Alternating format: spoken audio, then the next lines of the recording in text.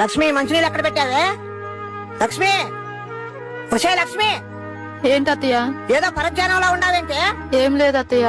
మరెందుకు అలా ఉన్నా?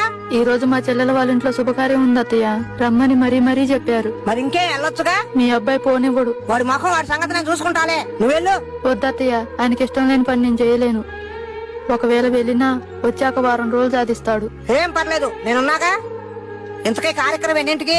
ఈ రోజు రాత్రి 7 గంటలకు అత్తయ్య. అయ్యో, మరి టైం లేదు కదనే, త్వరగా బయలుదేరు.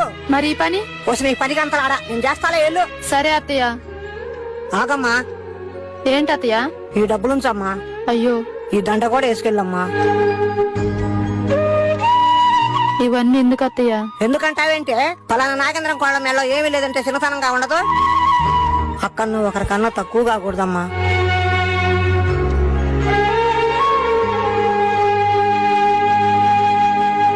లక్ష్మి మంచినీళ్ళు ఎక్కడ పెట్టావే? లక్ష్మి.